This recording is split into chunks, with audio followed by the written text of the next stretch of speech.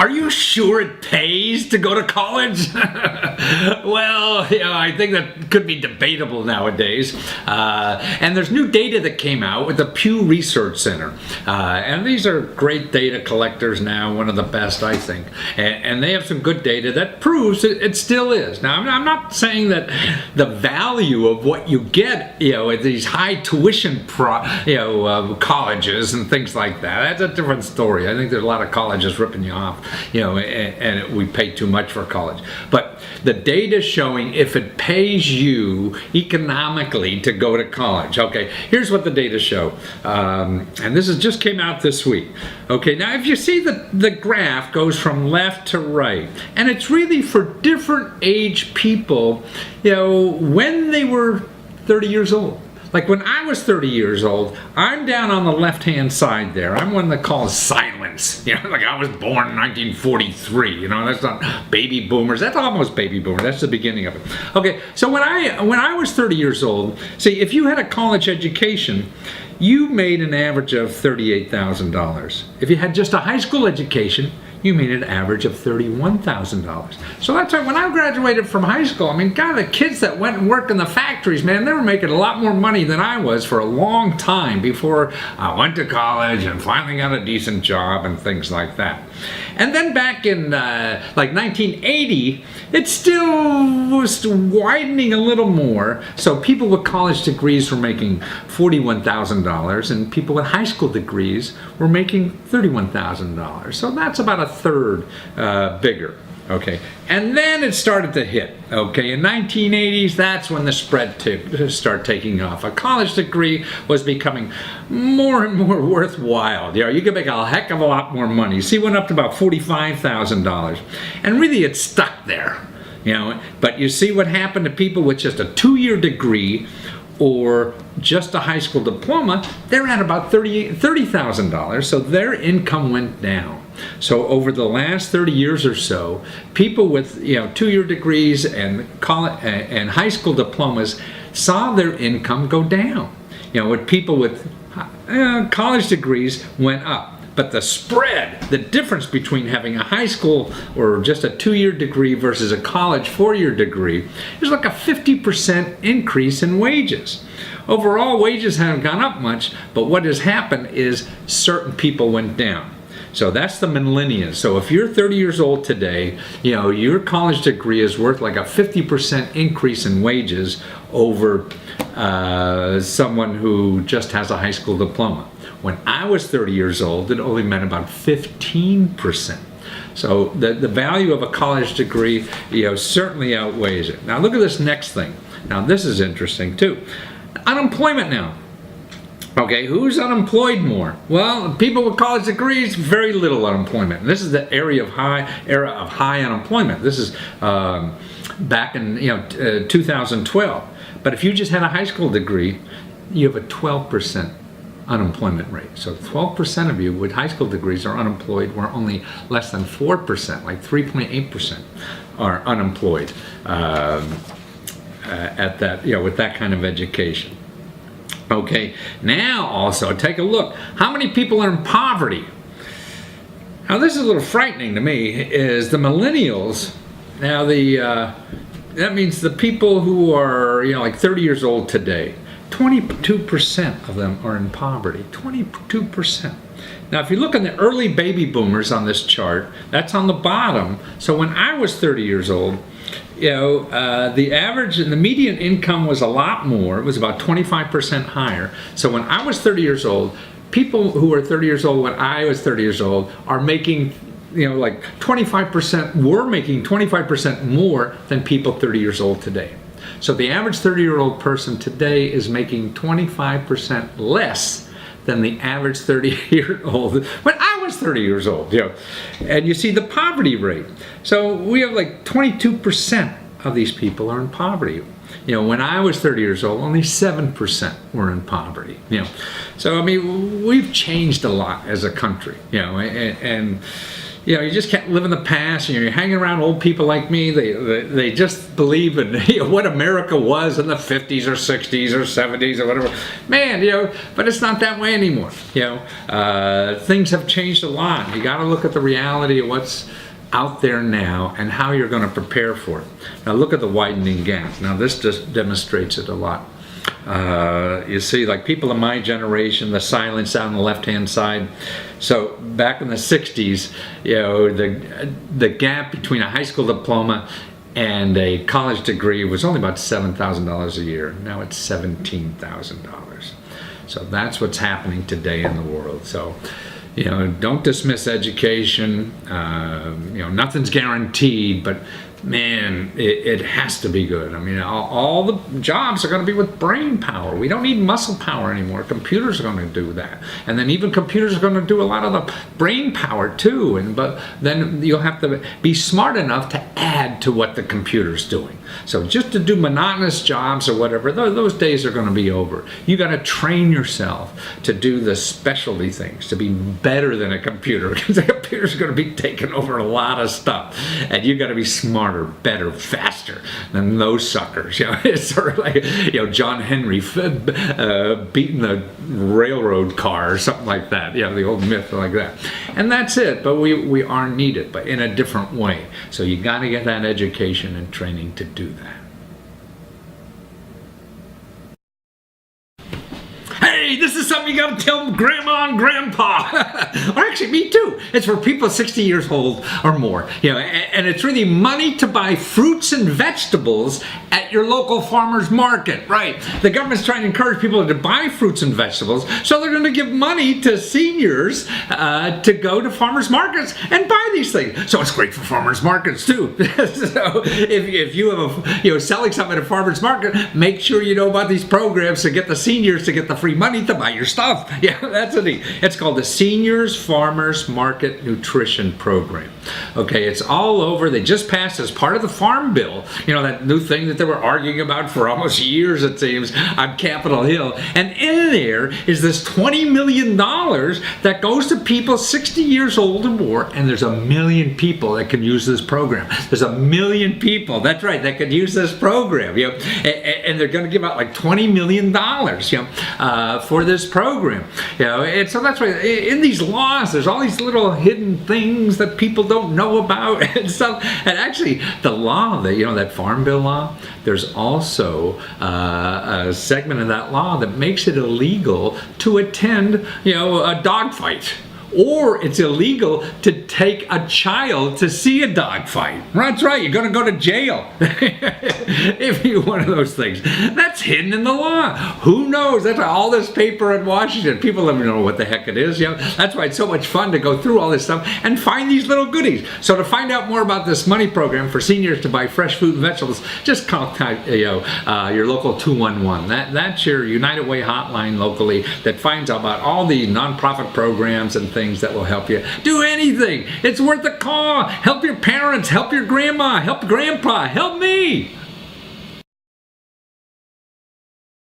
There are a lot of websites out there now that will help you get free money on the internet. They help you do campaigns and they do all this stuff for you because they're all set up on the internet to do it. And then they collect a percentage of the money you get. But now there are also people that will help you put the campaign on your own website so you don't have to share that money. So you can have your own website and use your own website to go out and get free money on the internet. I mean, this is what's going on all out there, and there's people, in all nooks and crannies to help you with all these kinds of things. So watch this guy, how he could help you raise money on your own website. Well, Alon Gorin, man, I mean, you guys have started more crowdfunding sites than anybody else in the world, haven't you? But you really are. I mean, there's a new industry, but you guys do the back end, right? So you build these platforms. Like if I want my own crowdfunding site, because I don't think I need Kickstarter or any of these other people to do anything and want to save all the money for myself, you're the kind of guys I would come to have it because you've done so many and know what's wrong with doing that, what's right with doing this, and all that kind of stuff, right? So why did you get involved in crowdfunding stuff? Well, Yeah, absolutely. That's exactly what we do. And we got involved in crowdfunding at the beginning because we needed it ourselves. Ah, So, back in the day, over 10 years ago, I was in a band and we wanted a to raise band? money. What kind of band? Oh, it was a punk rock band. Don't look Punk it up. rock. So we wanted to raise money to go on tour, to buy I equipment, see. to do all sorts of things like that. There was no good way to do it.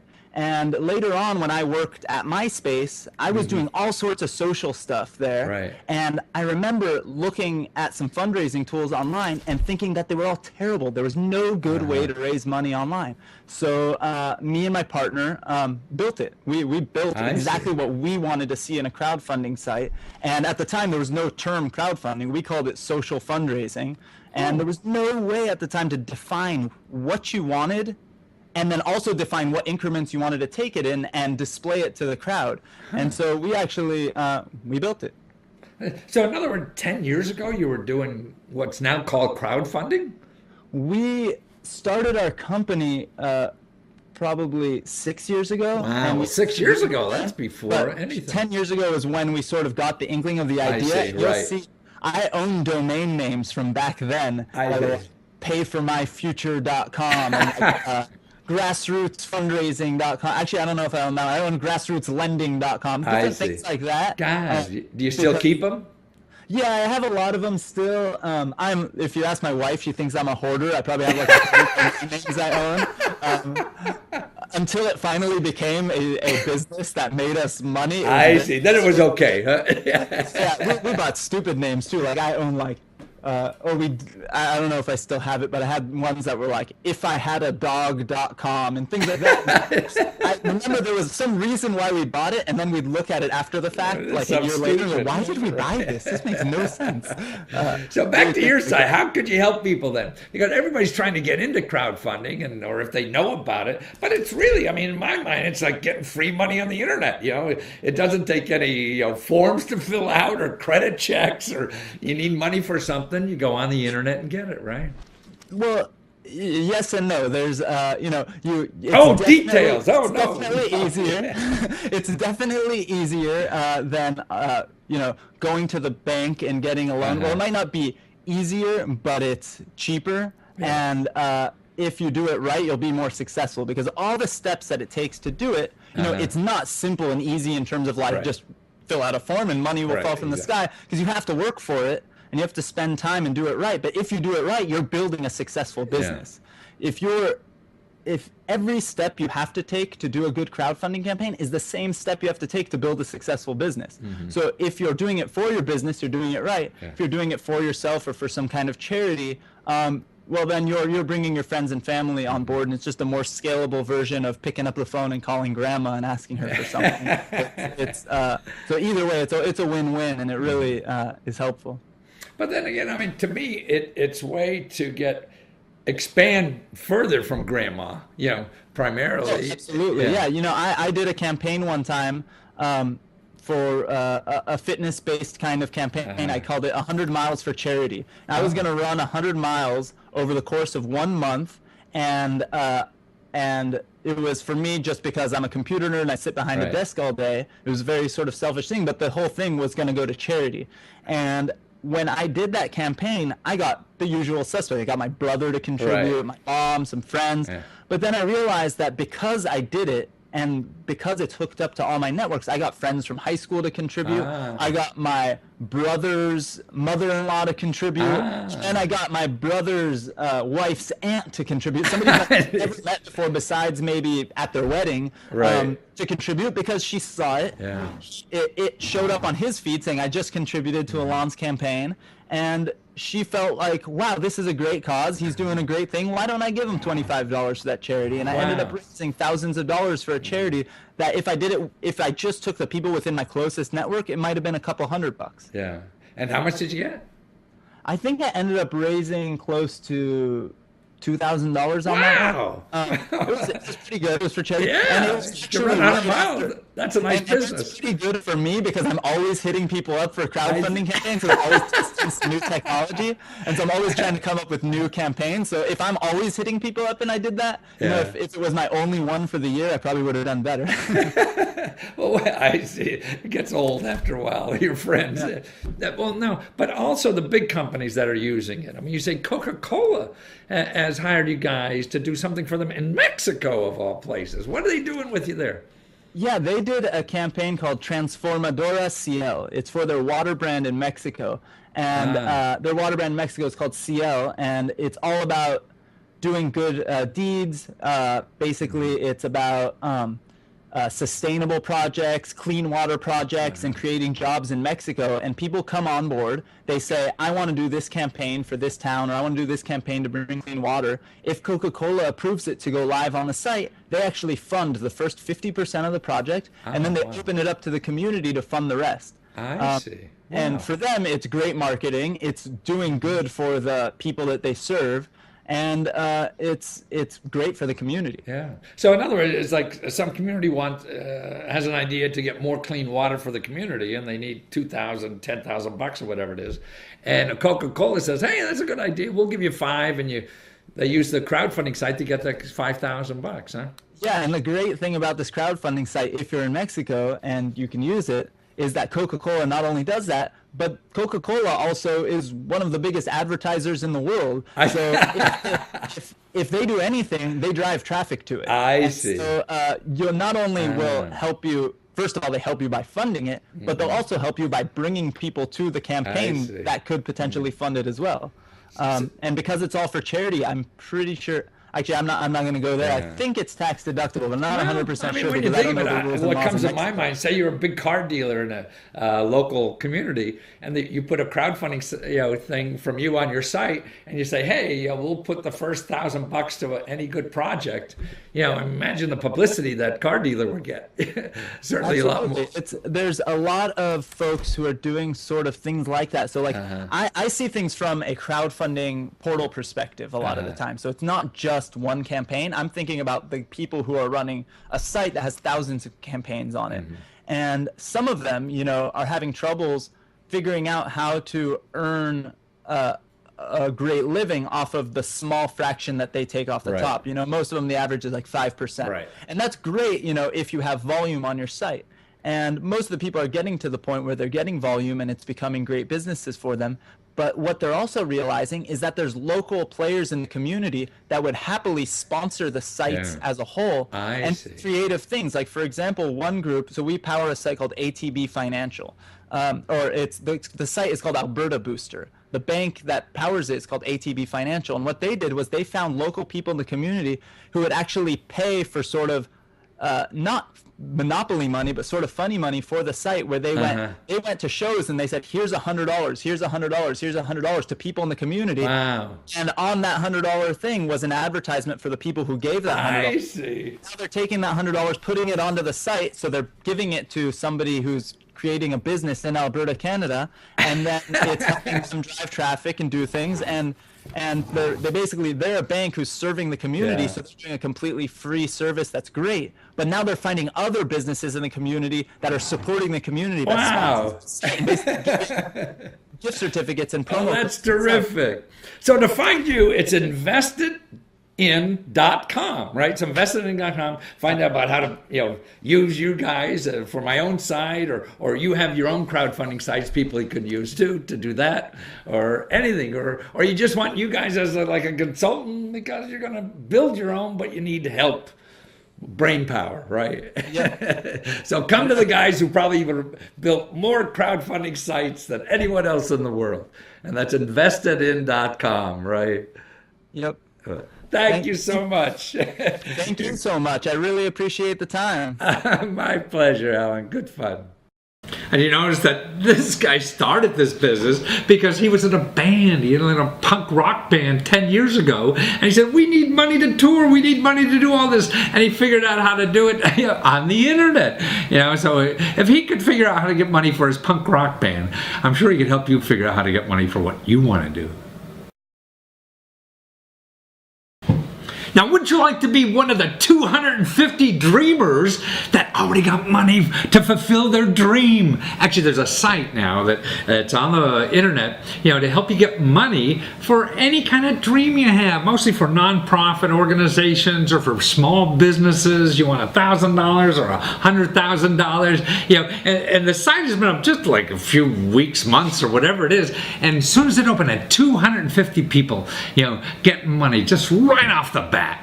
So that's why this is an interesting site to take a look at. They also have for people now is that expertise. So after you get your money, gosh, okay, now I got all this money. How do I spend it? How do I get marketing help? How do I get legal help? How do I get accounting help? All this kind of stuff. So he's going to have as part of the site all this kind of help. That'll be available to you too. So it's something important. I mean, these sources of funding on the web are going to grow. They're going to grow for a long time coming because it's just the beginning. So watch this. Okay, well, Jason Graff, man, like 6-8 months ago, you started this great site called crowdit.com. For people to go get free money on the internet. And you started day one with 250 projects. That wanted money, man. And it seems like you're really there for the little guy, as a small business or a nonprofit organization or something that wants to get capital start or grow or something like that. And you're the man, huh? That's Crowded is the site. That's correct. Crowded. But you have some interesting things. I mean, you're talking about like two categories of dreamers. That's someone like me looking for funds, and then the believers, someone that's going to invest, right, in somebody else, or not really invest. This is a reward site, right? That's correct. Yeah, but they're going to make they believe in the project. Yeah. They believe in the reward or incentive that they're going to get, and they're going to make a contribution. Yeah. So what? Where do people find you? Just traffic over the internet, or how do you know you're there, or whatever? If you put in crowdfunding, you're going to find a lot of stuff, but people don't know crowdfunding. Absolutely. So while we do a lot of PR, we travel around and speak a lot. We were in Success Magazine for our Route 66 project last month. So we're doing what we can to get our little piece of the action in this giant ocean. All right. No, there's some big players in there. They've been there for a while, but those big guys just create bureaucracies that sound like the government after a while. Yes. Yeah, exactly. And you guys are like flexible, but you're churning a lot of products out there. A lot of dreamers are finding money from you. And then you said you have a new thing called Suits. What is Suits? The question mark Suits or what? Yeah. So getting capital for your startup is difficult. We understand that, but really the number one reason that a small business in the U.S. fails over 50% of the time is actually experience. Yeah. They don't have the experience they need to successfully run a company. So if we feel that you can get that experience on our site while raising capital, what better way to marry the two and get all the resources you need to be successful? So Suits are a user that they're experienced entrepreneurs, experienced professionals in their field, experts, if you will, and they're there to provide that mentorship, that guidance, and that experience that you need to, whether it be before you start, while you're crowdfunding, or afterwards, to make sure that you are successful and have the resources you need. So as we're talking now, the Suits part is not up yet, but it will be soon. Correct. So when that's up, I could come to your site and say, God, I want to start a coffee shop here, and I need $50,000 or whatever, and I'm really not too sure, or whatever. That I could find help to think through that a little bit on your site with the Suits, right? Absolutely. So. Maybe it's distribution or manufacturing you need help with. You would look for a manufacturing company. Maybe it's some legal questions or accounting questions. There's a lot of great business people out there that don't know the first thing about financials. Right. And maybe you need some help in that area. Bookkeepers, or maybe it's the design work or marketing. I see. So you're going to have this network of people to help people with any kind of problem that comes up, and they're trying to just get on your site, or once they get the money, how do they spend it the proper way? Huh? That's correct. Yeah. That's correct. Now the rewards. You're a project-based site, but it doesn't. You keep all the money you get. You don't have to reach a quota, right, on your site. That's correct. We encourage that. Yeah. And we want you to be responsible with the money you receive. You need to be able to fulfill the promises that you make, i.e., the rewards and incentives that you're offering. But and we reward you for reaching your goal. I see. How do you reward me? It's less expensive if you I see. take less from you if you reach your goal. But we understand that sometimes people fall short and can still utilize those funds in a responsible manner to help them move forward, and we want you to be able to do that. I see. Well, what is this Route 66 thing that was in the papers and the magazines and everything that was on your site? What's that? So Springfield is the birthplace. Springfield, Missouri. Oh, is that where it starts? Well, it starts in Chicago, but the birthplace of Route 66, the idea was from a gentleman here out of Springfield, Missouri. I see. He's the one that actually petitioned the state and got the road going. And because of that, we're creating a roadside park here in Springfield. The city is trying to create a roadside park along the original Route 66 corridor for people to be able to stop at and tour. And so the city decided to crowdfund portions of that park. And they just reached their goal of $15,000 on their first project. Oh, really? So this is the city of Springfield that's doing it, or what? That's correct. So they're using the city is crowdfunding on your site to do the park. Wow! See, that's saving taxpayers money. That's right. Exactly right. Oh, that's terrific. Now, I used to hitchhike Route 66 all the time in college, back in the 60s, and hitchhiking. It's, they're recreating some old signs and some old titles that were along the route. So the city. So not only nonprofit, I could be a city government and use this stuff. Absolutely. We've had other cities reaching out to us because of this project. It was quite exciting. So if I want a new park down here, instead of trying to go to the city council, I could go to you. That's right. It's Crowded to call. Yeah. Right. And it's crowded.com. Yeah, well, that's great because, there's always some old fart or something on the city council is against everything and whatever. You just get around them by getting money somewhere else. Sure. Well, that's wonderful. What other favorite stuff you got recently that you like? We recently got a project, a gentleman that is building storm shelters after the big tornado in Joplin. Yeah. He's an engineer and an inventor, and he is. They're actually running his invention on the Discovery Channel right now. Oh, wow! In Canada currently, it will then air in the U.S. and other parts of the world, and so that's a pretty exciting project. Wow!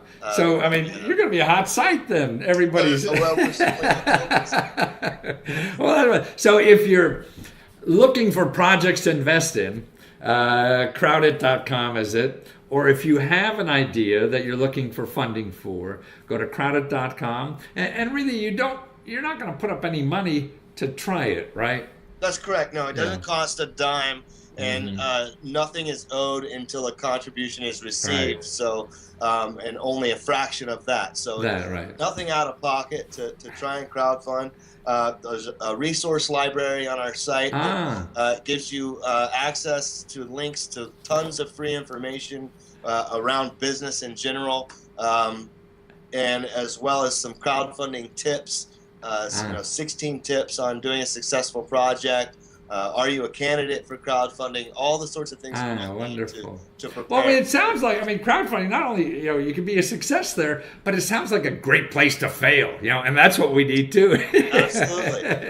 No better place to fail. Right, so it doesn't cost you an arm and a leg because, nobody knows the future. And that's what I'm trying to do is really encourage people at least try stuff because here, they can come to your site, you have an idea, and who knows how good an idea is. Nobody can really judge, and your friends and relatives are sick of hearing about it. So see what the crowd thinks about it, right? That's right. I mean, there's no better time in history to pursue your dreams. I mean, there's ways to get what you need to reach your dream, whatever that may be, especially now with crowdfunding. So, and if it doesn't work the first time, try again. Go back to the drawing board, That's you know, right. just like Thomas Edison or anybody, you know, you just keep picking yourself off the floor and going it again. I mean, I've written like 100 books and only 10 have made any money, you know, so I know I'm wrong 90% of the time, and that's what life's about. That's entrepreneurship, but it's fine. Right, exactly.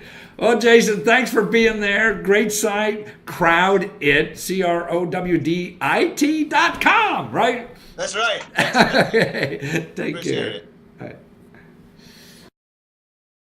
Okay, so now you have a place. Check it out. It doesn't cost money to do this thing, remember? You just think through your project, and the people there will help you put your project up on the site. And then you have to do your marketing, and they'll tell you what you have to done to do that. I mean, you just can't put it up there and people throw you money just by accident, you know. So you make it happen a little, and you search the web and use your lists or anything, or create new ones or whatever to try to get your idea off the ground. Because you can't get it out off the ground like this, man. Well, maybe you think of a new idea. Now here's a young man who can teach you a lot about getting free money on the internet. You know, he's in a position to see lots of people doing this, you know, and his website is called Crowd Crux, so like the crux of the matter. Yeah. But what's neat about it, he can give you ideas on what's the most crucial part of raising money on the internet. In other words, everybody says, oh, it's this, it's that, it's your video, it's your, you know, how you write something, it's how you just show the, all this kind of stuff. And his basic thing is, it's not that, it's how you prepare. It's what you do before you start. That's the important thing. And he even has a little thing that shows you how to do all that. You know, so it's important, I think, to know about this. And he also believes that we're at a point in time now, like the birth of the internet. Remember, if you were around in the 80s or the early 90s when the internet was just starting, man, nobody knew what that was going to be like. And he's convinced that this is what, you know, getting free internet money is like, you know, what they call crowdfunding.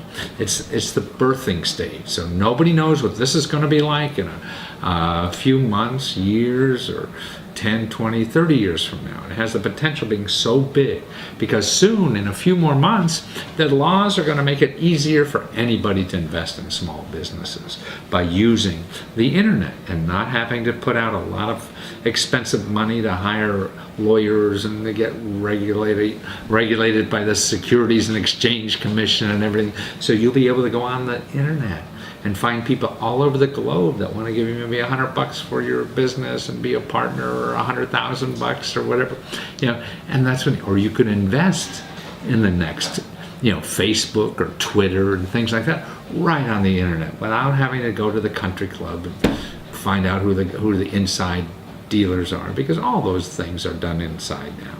You know, it's people who already have big investments and stuff are the ones who get the next one. So the internet is going to democratize all that. So watch this guy. He's interesting. His website is interesting about what's going on in this field, because it is booming and it is growing. And you don't want to be the last one to grab a hold of this tiger. That's going to take you a long way. Well, Sal Brickman, man, of crowdcrux.com, right? That's your blog on crowdfunding? I mean, it is just terrific. I mean, you know, I've been studying this crowdfunding stuff for a while now, and your site has not only sources, you got help for publicity, you got help for marketing, or how to, and the new one you're doing, like pitchfuse.com, where people could go there and figure out, like, what do I do before I do it? Which is probably the most important thing to do, isn't it? Yeah, it's definitely the preparation phase is crucial, and it's also the most overlooked. So well, it's homework. So who wants to do homework? You know, and, you know, it's easier just to jump in the water and see if you can swim, which isn't good a lot of times.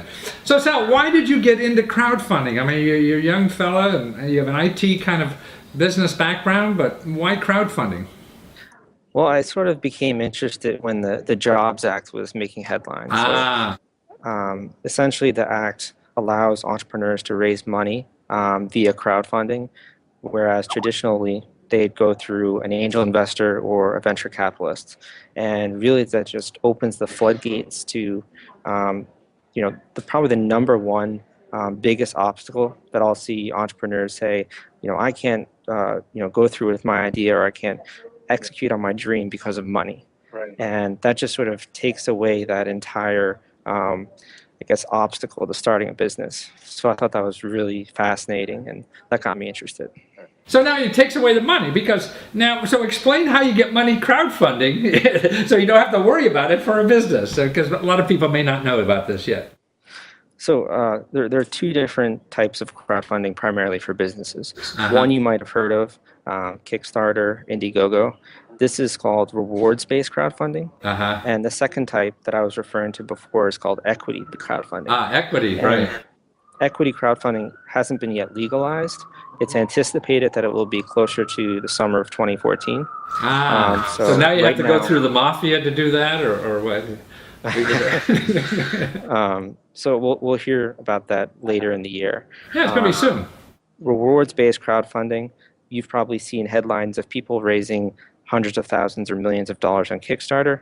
That's rewards-based crowdfunding. I see. And essentially there, you have an idea and you have a prototype for your idea. So for example, if you wanted to create a new watch, a smartwatch, for example, you might have a prototype for that you've been working on for a year. You can then take the opportunity to put a pitch or a project page on Kickstarter.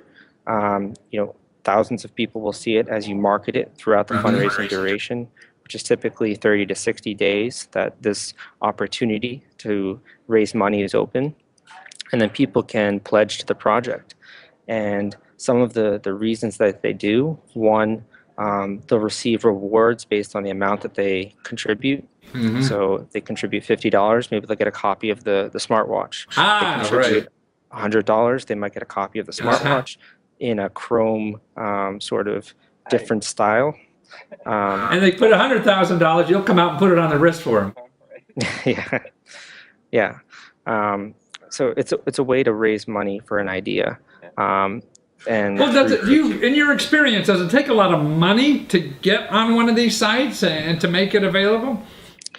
The barrier to entry is very low.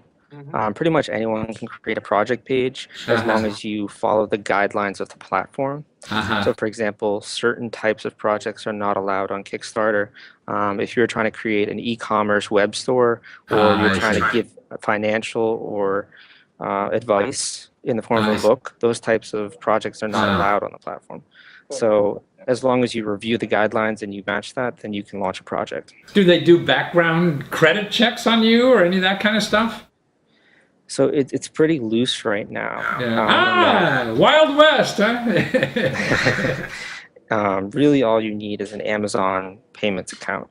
And you need to be based either in the US, Australia, Canada, or the UK. And that's actually kind of brought up a few unpleasant sides of crowdfunding, because people have scammed on Kickstarter. People have been defrauded. And it's really, like you said, the Wild West. And some people are making lots of money doing unethical things. So over time, we anticipate that the regulations will sort of stymie down that unethical activity. Well, from your perspective, because you've talked to a lot of people who have used it, been successful, and you're doing interviews all the time on this, what is the biggest problem, that people forget to take advantage of or to do when they're doing a crowdfunding site? I think the biggest sort of mistake, or the biggest misconception is that you're going to raise all of this money from people anonymously online. I see. And the truth of the matter is, anywhere from 30 to 70% of the people that back your campaign are usually in your social networks. I see. So, for example, some campaigns I'll see they'll raise 30% of their fundraising goal. Say their fundraising goal is 10,000, they raise 3,000 from their social network, and then because people see the social proof behind the campaign, they're willing to then pledge money, and they're able to raise $7,000 from the crowd. I see. So you have to get a bunch from your stuff too. I mean, there are exceptions. I'm sure people get lucky, you know, and they're the ones I put in my infomercial. But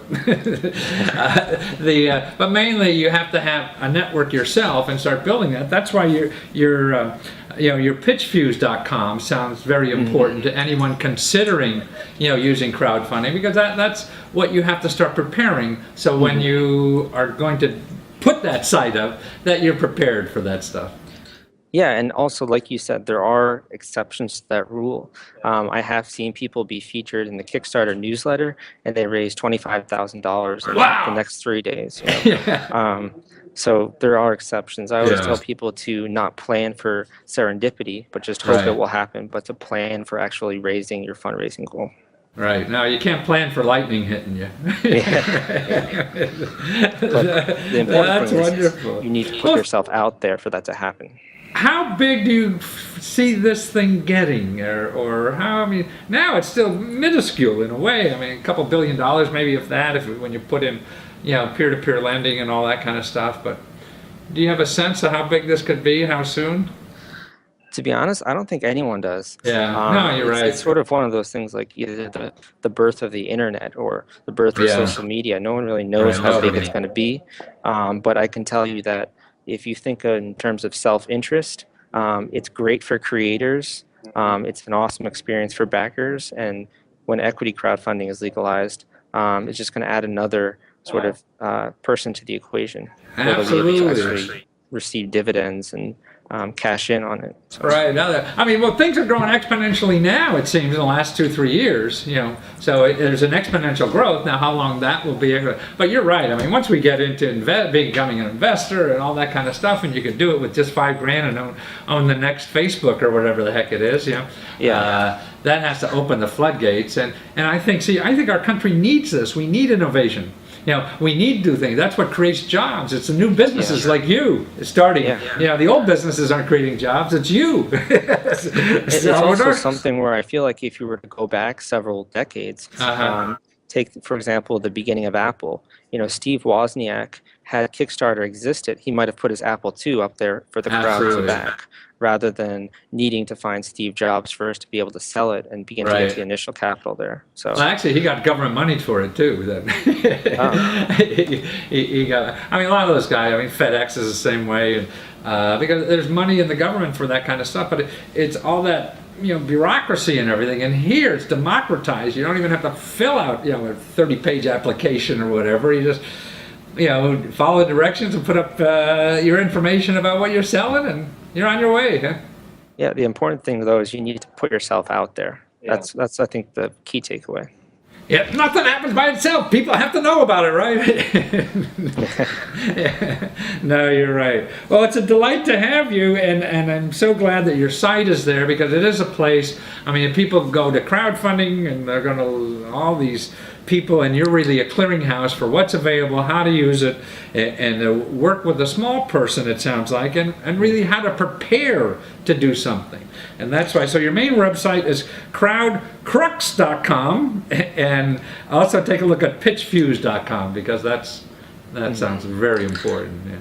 And just as a closing statement, one of the awesome things I think, at least about crowdfunding, is everyone sort of has that project that they've been thinking about for years, or that they've maybe on weekends or after work worked on. And what it allows you to do is really condense the time into a 30 to 60-day campaign, and it forces you to be transparent and accountable to the people that actually back the campaign. Right. So it sort of is a way to get started on that project that you've just been pushing to the side for a while. Yeah, but I mean, that's right. There's no excuses to take that idea and see if the world wants it. It'll tell you right away, and it doesn't cost you anything, right? Yeah, exactly. Right. Well, wonderful. Well, thank you again, Salvador. And that's crowdcrux.com and pitchfuse.com. Thank you. Yeah, that's great. Take care. Okay. Now you're going to start learning, right? Because you're not going to be left behind. Don't get left behind and be the last one to learn about free money on the internet. You know what's the greatest thing in life to me is when things are going, every day it's getting better, and then it's getting better, and it's growing better, and you're making more money, and things are improving all the time, no matter what happens, it seems.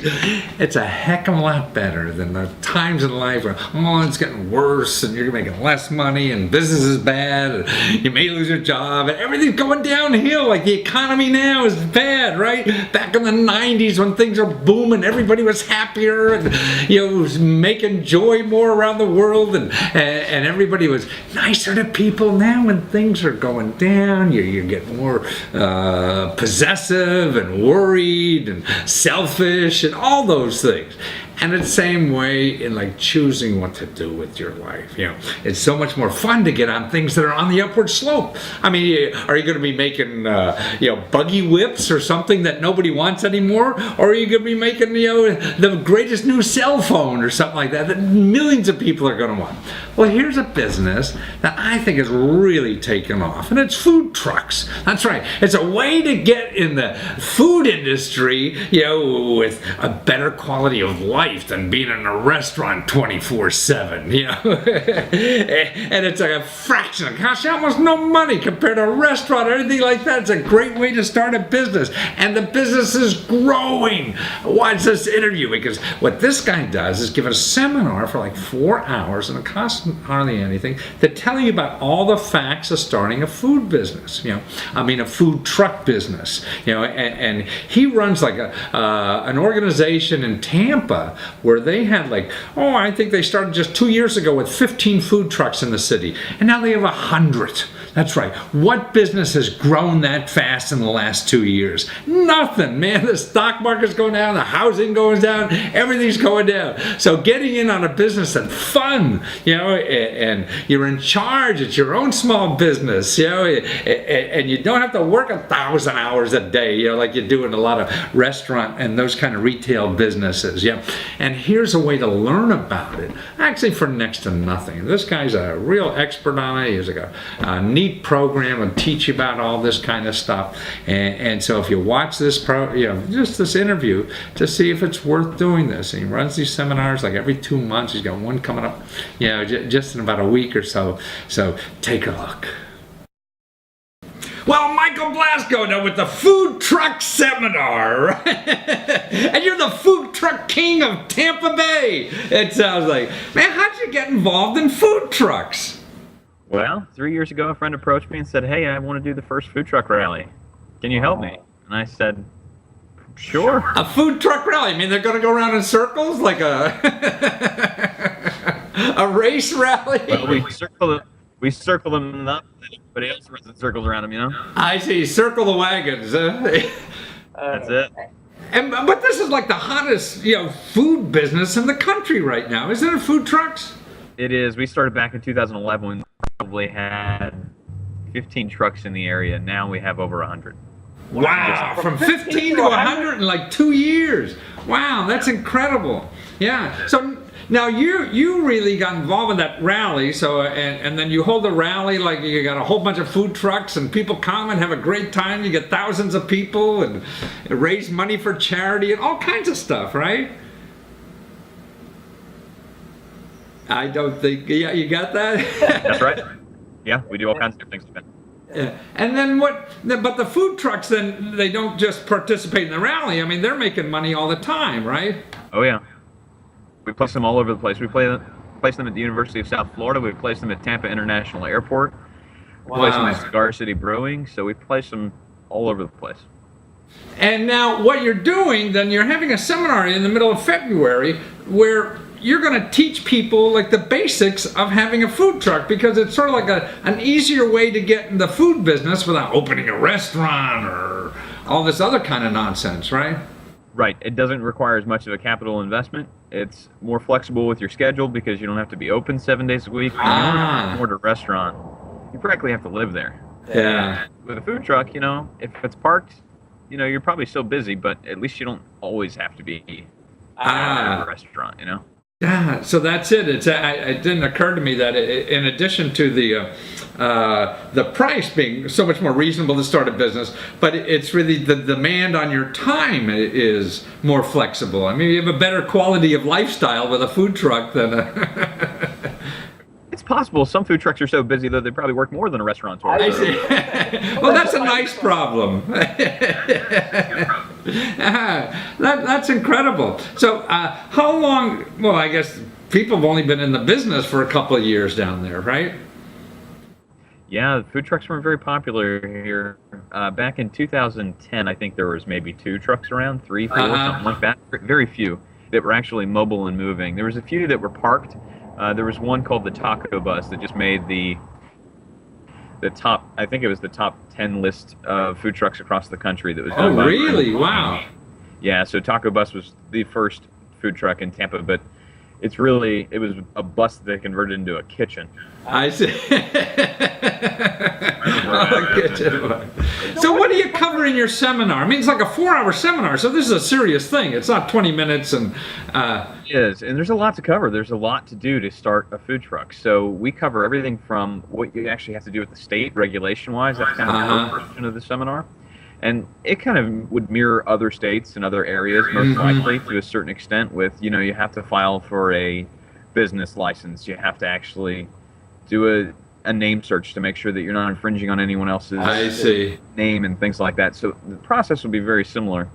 And we take them through and say, these are the different steps you should go in, this is the order you should go in. So we give a checklist out with all the information and resources for Florida. And then the second thing we do is we really start to cover, why are you in this business? What are your expectations? What kind of income can you realize from it? How much does it have to work? Then we move into marketing, and marketing is a huge part of this business. If you can market yourself well, you can be successful. If you can market yourself well, you can have the greatest food in the world. And nobody shows up? Nobody's there to eat it, you're not going to stand it. I mean, do you also cover like sources of financing or how to get money to start one of these? We do. We talk a lot about financing and different things that you can do. You're not going to find a lot of banks that'll finance a food truck. Right. What they'll finance, though, is the purchase of the truck. Oh, I see. So it's like your restaurant building. I mean, so you can get that financed. Yeah. Right. You can finance it with an auto loan, and that's usually the best route. That's the easiest way to get some financing. So if you have some capital, but you don't have enough to purchase a truck and start the business, you usually take out a loan on the truck. So I mean, is it like tens of thousands, or what's the smallest amount you think you got to come up with to start something like this? I usually tell people $40,000. There's $40,000, yeah. There's actually some food trucks for sale on our website, and I think the lowest price right now is $25,000 for a truck, but it's not yet licensed. Oh, I see. To take it through the licensing process and everything else, that extra amount of time. There's some other trucks that are $30,000, but you got to figure, okay, you buy the business, now you have to wrap the truck. That's usually a few $1,000s. Usually $3,000 to $4,000 is a good rule of thumb for a wrap, if you're getting the right kind of wrap, and we go into that too.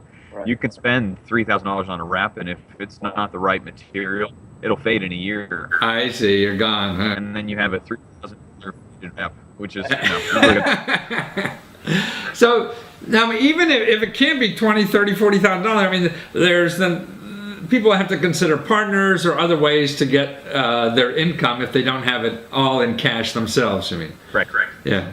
And I guess, and the seminar, now you're available on the web too, so you're going to stream this seminar, the next one, right? That's correct. I got a call a few weeks ago from Afghanistan. They're going to join, right? Falafels in Afghanistan. Well, it was a U.S. service member, but he's coming back to the States, and when he does, he wants to start a food truck. So I see. Well, I mean, for a vet, there's probably good money around for him to help finance that thing too. Yeah, and so people could join, and the seminar's like $100 for, and you get the whole 4 hours and the whole thing. This is nothing. This is a giveaway. Yeah. And it'll be online, so people could join, and you can ask questions, right? And be in the seminar and be asking you questions. And Michael, how the hell do you really do this, huh? And so you'll have people just manning the website and answering those questions too, huh? Correct. That way people can get their questions fielded. Right. Wonderful. So it's foodtruckseminar.com, and a way to find out. I mean, even if you don't go into business, man, there's a way to understand that growth industry so you find partners or whatever the heck it is to do this. Because I know where I am in Washington, man, you could throw a stone and hit 15 of these things. Yeah, you have to differentiate yourself. We talk about that too. You have to do something different. Yeah. You can't just say, I'm going to do hamburgers and hot dogs and try to roll out. I mean, all the weird stuff that the people go for this. We want exotic tastes, right? But your rallies are like parties. I mean, this is what you're throwing food truck parties around the city, huh? We do, and we have a blast. I don't think I could have a better job. I don't even realize it's a job. Oh, you're calling this work. You're calling it a job. Huh? Somebody's got to do it, right? Well, wonderful, Michael. Nice to meet you. And food truck rallies, and go to foodtruckseminar.com and get on this. And so after, you're going to have one of the, what's the date of that one in February? February what? February 16th from 16th? 5 p.m. to 9 p.m. Eastern Standard Time. Okay, 5 to 9, that's a Saturday, right? It's a Sunday, actually. Oh, Sunday. Okay, Sunday. What else are you going to do? Football be over. Try to do Sunday night because it's usually the best for folks that are in the restaurant business. Because right. They're not open. Right. That's right. So if you have a restaurant, this is a good thing to start investigating, right? It's not a bad option, you know. If you're in a location where you can leverage your brand, a lot of trucks here locally that own restaurants also leverage the restaurant, because now you have a catering vehicle, you have a vehicle you go out and actually, brand your business with. So. All right. Oh, that's wonderful. Foodtruckseminar.com. Will you have more seminars after February? We will. We'll do it every other month on the third Sunday of the month. Third Sunday of the month, every other month. So it's a even month, right? Every January, February, March, April. I feel like you're trying to. It's a trick question. But now it's February, that's number 2 month, right? So the next one will be April, number 4 month. Oh, my video got stuck, but yeah, I think we're right. Anyway, every other month, and it's foodtruckseminar.com. Don't trust us, go to the website and find out, right? Yeah, absolutely. Thanks, Matthew. Thank you so much, Michael. Take care. Thanks, Matthew. We'll see you. See, now this, he'll go through all this stuff. Is this the right place to make money? How much you're going to make? What is it going to cost you? Where are you going to get the money? When you're in business, how are you going to get customers?